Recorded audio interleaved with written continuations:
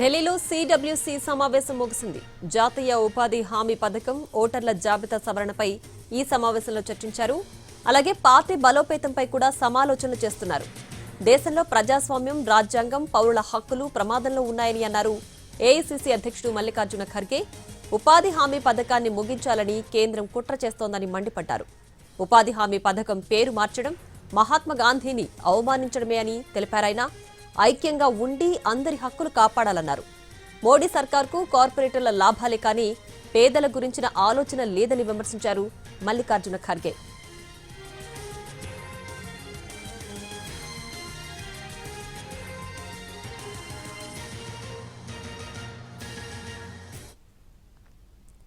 ఢిల్లీలో సిడబ్ల్యూసీ సమావేశం ముగిసింది.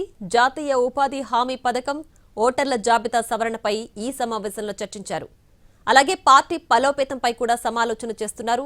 దేశంలో ప్రజాస్వామ్యం, రాజ్యాంగం, పౌరుల హక్కులు ప్రమాదంలో ఉన్నాయని అన్నారు ఏఐసీసీ అధ్యక్షుడు మల్లికార్జున ఖర్గే. ఉపాధి హామీ పథకాన్ని ముగించాలని కేంద్రం కుట్ర చేస్తోందని మండిపడ్డారు. ఉపాధి హామీ పథకం పేరు మార్చడం మహాత్మా గాంధీని అవమానించడమే అని తెలిపారాయన. ఐక్యంగా ఉండి అందరి హక్కులు కాపాడాలని అన్నారు. మోడీ సర్కార్కు కార్పొరేటర్ల లాభాలే కానీ పేదల గురించిన ఆలోచన లేదని విమర్శించారు మల్లికార్జున ఖర్గే.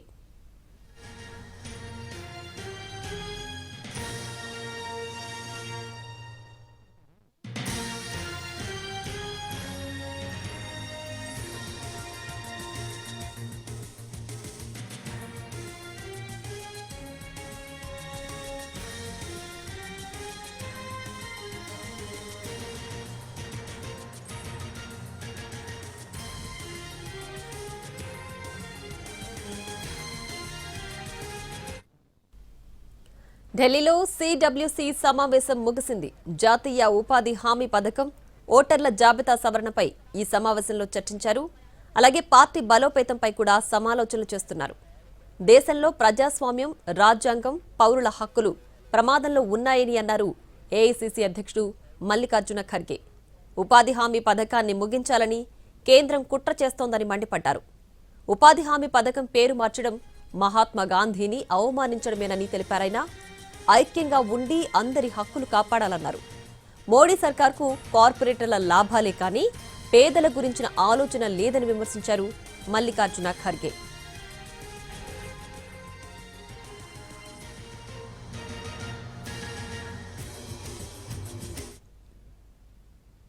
ఇక ఢిల్లీలో సిడబ్ల్యూసీ సమావేశం ముగిసింది. సమావేశానికి సంబంధించి పూర్తి డీటెయిల్స్ మా ప్రతినిధి రాజు ఢిల్లీ నుంచి లైవ్ లో అందించడానికి సిద్ధంగా ఉన్నారు. రాజు, సిడబ్ల్యూసీ సమావేశంలో ప్రధానంగా చర్చించిన అంశాలేంటి, ఏంటి పూర్తి డీటెయిల్స్? ఎస్ ప్రియా, ఈరోజు కీలకమైనటువంటి అంశాలపైన కాంగ్రెస్ పార్టీకి సంబంధించినటువంటి అత్యున్నత కమిటీగా చెప్పుకునే సిడబ్ల్యూసీ సమావేశం జరిగింది. ఈ సమావేశంలో ప్రధానంగా అంటే ఏదైతే మహాత్మా గాంధీ జాతీయ ఉపాధి హామీ పథకం ఉందో ఈ పథకాన్ని నీరుగార్చేందుకు ప్రయత్నం చేస్తున్నారు. ఏకంగా మహాత్ముడి పేరు తీయడం మాత్రం ఇది ఖచ్చితంగా ఆయనకు అవమానిస్తున్నట్లే అనే విషయాన్ని కూడా స్పష్టం చేశారు. అంతేకాదు ఏ విధంగానైతే దేశంలో ఉన్నటువంటి ఇటు న్యాయం కావచ్చు, లేదంటే రాజ్యాంగం, పేద ప్రజలు వీళ్ళందరికీ కూడా ఇబ్బందికరమైనటువంటి పరిస్థితులు ఉన్నాయి. ఇందుకోసం కాంగ్రెస్ పెద్ద ఎత్తున ఉద్యమాలు చేయాల్సినటువంటి అవసరం ఉందంటూ ఏకంగా ఏఐసీసీ అధ్యక్షుడు మల్లికార్జున ఖర్గే సిడబ్ల్యూసీ మెంబర్లందరికీ కూడా పిలుపునిచ్చారు. మరోవైపు ఈ మన్రేగా పథకం కోసం ఏ విధంగానైతే ఇప్పటి వరకు కొత్తగా తీసుకురావడం కాకుండా రాష్ట్రాలకు ఇందులో ప్రాతినిధ్యం పెంచుతూ రాష్ట్రాలను ఇబ్బంది పెడుతున్నటువంటి పరిస్థితులు ఉన్నాయి. సో ఖచ్చితంగా గతంలో సర్వోదయ పథకం లాగా అంటే ప్రతి ఒక్కరికి న్యాయం చేసేందుకే ఈ జాతీయ ఉపాధి హామీ పథకాన్ని తీసుకువస్తే ఈరోజు అందరికీ అన్యాయం చేసేలా బీజేపీ అంటే కేంద్ర ప్రభుత్వం వ్యవహరిస్తుందంటూ కూడా ఆవేదన వ్యక్తం చేశారు. మరోవైపు రానున్నటువంటి ఏదైతే అసెంబ్లీ ఎన్నికలు ఉన్నాయో ఆయా రాష్ట్రాలలో ఖచ్చితంగా కాంగ్రెస్ సిద్ధం కావాలంటూ పిలుపునిస్తూనే పార్టీ పరంగా కూడా క్షేత్రస్థాయి నుంచి ఇప్పటి వరకు ఏ విధంగానైతే డీసీసీ అధ్యక్షుల ఎంపికకు సంబంధించినటువంటి ప్రక్రియ జరిగిందో దానికి అనుగుణంగానే పార్టీ సైతం మరింత బలోపేతం కావాల్సినటువంటి అవసరం ఉందనే విషయాన్ని స్పష్టం చేశారు. ఇక బంగ్లాదేశ్లో జరుగుతున్నటువంటి హిందువులపై జరుగుతున్నటువంటి దాడులను సిడబ్ల్యూసీ ఖండించింది. ఇటువంటి దాడులు జరగకుండా చూడాల్సినటువంటి బాధ్యత బంగ్లాదేశ్ ప్రభుత్వంతో పాటు భారత ప్రభుత్వం కూడా వాళ్ళతో మాట్లాడాల్సినటువంటి అవసరం ఉందనే విషయం చెప్పారు. మరికొద్ది సేపట్లో మల్లికార్జున ఖర్గే సిడబ్ల్యూసీలో తీసుకున్నటువంటి నిర్ణయాలపై మాట్లాడతారు.